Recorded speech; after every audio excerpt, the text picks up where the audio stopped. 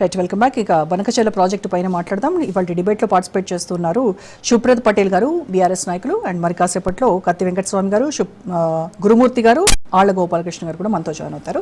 ముందుగా మనము శుభ్రత్ గారితో మాట్లాడదాం. సో శుభ్రత్ గారు, అసలు ఈ బనకచెర్ల ప్రాజెక్టు వల్ల తెలంగాణకు జరిగేటువంటి నష్టం ఏంటి, బీఆర్ఎస్కు ఉన్నటువంటి మేజర్ అభ్యంతరం ఏంటి అసలు దీనిపైన?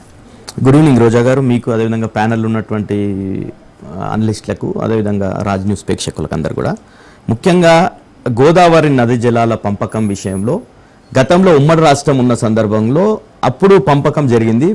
దానికి అనుగుణంగానే 1486 టీఎంసీలు ఆ రోజు ఉన్నటువంటి ఉమ్మడి రాష్ట్రానికి ఉన్నాయి. దాంట్లో 968 టీఎంసీలు ఆ రోజు తెలంగాణ ప్రాంతానికి అన్ని రకాలుగా పర్మిషన్లు ఉన్నటువంటివి, హైడ్రాలజికల్ అనుమతులు వచ్చినటువంటి 968 టీఎంసీలు. దానికి అనుగుణంగానే మనం కాళేశ్వరం కావచ్చు, భక్తరామదాసు కావచ్చు, ఇవన్నీ సమ్మక్క సారక్క బ్యారేజ్ కావచ్చు, ఇవన్నీ కూడా దేవాదులు కావచ్చు, ఇవన్నీ ప్రాజెక్టులు కూడా ఆ అనుమతుల ప్రకారంగానే తలపెట్టినాం. ఆ తలపెట్టిన సందర్భంలో చంద్రబాబు గారు ప్రతి ప్రాజెక్ట్ మీద కంప్లైంట్ ఇచ్చిండు. భక్తరామదాస్ ప్రాజెక్ట్ మీద 19/3/2017 రోజు కంప్లైంట్ ఇచ్చిండు. అదేవిధంగా కాళేశ్వరానికి అన్ని అనుమతులు వచ్చిన తర్వాత లాస్ట్ టెక్నికల్ దాని పర్మిషన్ కూడా వచ్చిన తర్వాత 11 రకాల పర్మిషన్లు వచ్చినాక కాళేశ్వర ప్రాజెక్ట్కి 13/6/2018 రోజు కూడా చంద్రబాబు గారి ప్రభుత్వం ఆ రోజు కేంద్ర కంప్లైంట్ ఇచ్చింది. కేంద్ర జలశక్తి మంత్రిత్వ శాఖ కంప్లైంట్ ఇచ్చింది. ఇట్లా ప్రతి సందర్భంలో చంద్రబాబు గారి ప్రభుత్వం నిజంగానే ఈరోజు ఏం చెప్తున్నాడు చంద్రబాబు గారు, మనం అందరం కూడా చూస్తే ఏం చెప్తుండంటే, మేము ఎవ్వరికీ ఆబ్జెక్షన్ కాదు, సముద్రంలో కలిసిపోయేటటువంటి నీళ్ళని తీసుకుంటున్నాం అని చెప్తున్నాడు. సముద్రంలో 3000 టీఎంసీలు కలుస్తున్నాయి, దాన్ని వాడుకుంటున్నాం తప్ప ఎవరికి నష్టం లేదు, మేము ఎప్పుడు కూడా ఆబ్జెక్షన్ చెప్పలే అంటున్నాడు. స్వయాన ఆయన ఉమాభారతి గారు కూడా లేఖలు రాసినటువంటివి ఉన్నాయి. మొత్తం అణువున ప్రతి సందర్భంలో తెలంగాణలో ఒక ప్రాజెక్ట్ మొదలు పెడితే ప్రతి విషయంలో ఆయన అడ్డుకోవడం జరిగింది. ఇవన్నీ కూడా ఇప్పుడు కాళేశ్వరం ప్రాజెక్ట్ అంటే గతంలో ప్రాణహిత చెవెళ్ళ ప్రాజెక్టులో ఒక లింక్ 1 మాత్రమే మార్చి మొత్తం మిగతా లింక్స్ అన్ని కూడా సేమ్ గా ఉండి గతంలో అనుమతులు ఉన్నటువంటి ప్రాజెక్ట్ అది. దాని మీద కూడా కంప్లైంట్ చేసిండు. ఇట్లా వాస్తవానికి ఏముందంటే, విభజన చట్టంలో ఏదైతే కొత్త ప్రాజెక్ట్ ఏదైనా ఈ 2 రాష్ట్రాల్లో కొత్త ప్రాజెక్ట్ ఏదైనా చేపడితే దాన్ని తప్పకుండా ఏ నది మీద చేపడితే, కృష్ణా నది మీద చేపడితే Krishna river management board, Godavari నది మీద చేరితే గోదావరి రివర్ మేనేజ్మెంట్ బోర్డు, అదేవిధంగా అపెక్స్ కౌన్సిల్, సిడబ్ల్యూసి అనుమతులు తర్వాతనే నిర్మాణం చేపట్టాలి. ఇవి ఎక్కడ కూడా ఈ బనకచెర్లకు సంబంధించి కొత్త ప్రాజెక్ట్. పోలవరం అనేది గతంలోనే ప్రారంభించుకున్న వాళ్ళు, దాన్ని ఎవరు కూడా ఆబ్జెక్షన్ చేయలేని నడుస్తుంది. కానీ బనకచెర్ల అనేది కొత్తగా స్టార్ట్ చేసుకుంటారు కాబట్టి తెలంగాణ అభ్యంతరాలను తెలుసుకోవాల్సిన అవసరం ఉంది.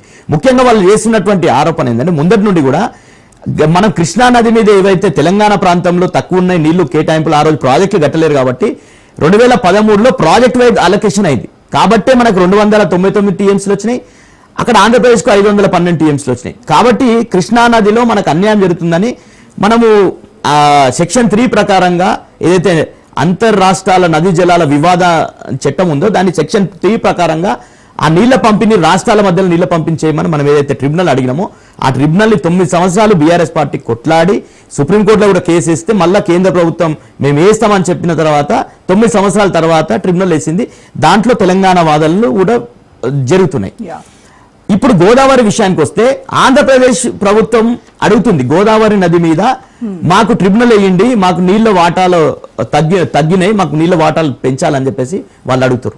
ఈరోజు ఈ బనకచెర్ల అనేది ఒకవేళ వీళ్ళు కట్టుకొనిస్తే, ఏదైతే సముద్రంలో పోయే టీఎంసీ నీళ్ళు అని చెప్పేసి కట్టుకొనిస్తే రేపు అది రైట్ గా ఏర్పడుతుంది. ఇప్పుడు గతంలో అలొకేషన్ ఉన్నటువంటి 968 టీఎంసీలకు సంబంధించిన ప్రాజెక్టులు తెలంగాణలో నిర్మాణం చేపడితేనే చంద్రబాబు గారు ఆయనకు ఉన్నటువంటి ఇన్ఫ్లుయెన్స్ తో ఎన్ని రకాలుగా అడ్డంకులు చెప్పాలో అన్ని రకాల అడ్డంకులు చెప్పిండు. రేపు భవిష్యత్తులో వాళ్ళకి రైట్ ఏర్పడతారు 200 టీఎంసీలు ఏదైతే ఇంత ఇప్పుడు బోర్డు ఆడ ట్రిబ్యునల్ లేదు కాబట్టి రేపు ట్రిబ్యునల్ వచ్చిన తర్వాత వాళ్ళు మేము ఆల్రెడీ ఈ ప్రాజెక్టు ప్రారంభించుకున్నాం, ఈ ప్రాజెక్ట్కి ఇంత ఫండ్స్ పెట్టినాం కాబట్టి ఇంత వాటర్ అలొకేట్ చేయమన్నారు అనుకో, నికర జలాల్లోనే ఆ వాటర్ షేర్ అవుతుంది. కాబట్టే కొత్త ప్రాజెక్ట్ ఏది చేసినా 2 రాష్ట్రాల మధ్యలో అపెక్స్ కౌన్సిల్లో ఉన్నటువంటి 2 ముఖ్యమంత్రులు కావచ్చు, అదేవిధంగా గోదావరి రివర్ మేనేజ్మెంట్ బోర్డు కావచ్చు, దాని అనుమతులు ఉన్న తర్వాతనే ప్రారంభించుకోవాలని స్పష్టంగా చట్టంలో ఉంది. అయినా కానీ బాబు గారు పెడచవును పెట్టేసి ఈరోజు ఏమంటే ఇది నదిల సంగమం అంటే గోదావరి నదిని అనుసంధానం అని గోదావరిని కావేరిలో ఏంటంటే ఫస్ట్ ఫేజ్ లో గోదావరిని కావేరిలో కలిపే దాంట్లో భాగంగా ఫస్ట్ ఫేజ్ లో బంకచెర్ల వరకు తీసుకుపోతాం అనే దాంట్లో భాగంగా ఈరోజు చంద్రబాబు గారు చేస్తారు. దానికి కేంద్ర ప్రభుత్వం కూడా ఒత్తాస పలుకుతుంది అనే దానికి ఈరోజు 80,000 కోట్లు ఆ ప్రాజెక్టు వ్యయమైతాయని చెప్పి నిర్మలా సీతారామన్ గారికి లేఖలు రాసింది చంద్రబాబు గారు. దానికి బ్యాక్ ఎండ్ చూసుకుంటే మనం ఏముందంటే జూన్లో గత సంవత్సరం జూలై నెలలో చంద్రబాబు గారు రేవంత్ రెడ్డి గారు భేటీ అయ్యారు. ఆ సందర్భంగానే ఈ చర్చలు జరిగినాయనే అనుమానాలు ఉన్నాయి. తర్వాత ఉత్తమ్ కుమార్ రెడ్డి గారు అక్టోబర్ నెలలో చంద్రబాబు గారిని కలిసిండు విజయవాడలో. ఆ చర్చలు ముందుకు పోయి ఆయన నవంబర్లో నిర్మలా సీతారామన్ గారికి లేఖ రాసి మేము ఈ ప్రాజెక్ట్ ముందుకు పోతున్నాం అని చెప్పడం. తర్వాత డిసెంబర్ లో పార్టీ కన్సర్న్ తోనే తెలంగాణలో 100% కదా. ఈ రోజు ఇక్కడ ఉన్నటువంటి కాంగ్రెస్ పార్టీ ఈ బంకచెర్ల మీద ఎవరు వాయిస్ లేపింది? ఫస్ట్ ఈ రోజు వాయిస్ లేపిందల్లా మా హరీష్ రావు గారు ప్రెస్ మీట్ పెట్టి జనవరి 24వ తారీఖు రోజు ప్రెస్ మీట్ పెట్టి అసలు ఈ బంకచెర్ల అని ప్రాజెక్టు కేంద్ర ప్రభుత్వం కూడా వీళ్ళకి సహకరిస్తుంది చంద్రబాబుకి, మీరు ఏం చేస్తున్నారు, అసలు మొద్దు నిద్రలో ఉన్నది తెలంగాణ కాంగ్రెస్ ప్రభుత్వం అని చెప్తే అప్పుడు ఉత్తమ్ కుమార్ రెడ్డి గారు హరీష్ రావు గారు ప్రెస్ మీట్ పెట్టిన తర్వాత ఒక 2 గంటల తర్వాత లేఖ రాసి దాన్ని 2 రోజులు బ్యాక్ అండ్ డేట్ 2 రోజుల బ్యాక్ అండ్ డేట్ వేసి 2 గంటల తర్వాత రిలీజ్ చేసి. కాబట్టి ఈ బంకచెర్ల ప్రాజెక్ట్ కి వీళ్ళు కూడా కాంగ్రెస్ ప్రభుత్వం కూడా సైలెంట్ గా ఉందనేది స్పష్టంగా అర్థమైపోతుంది. ఎందుకు కాంగ్రెస్ సైలెంట్ గా ఉంది?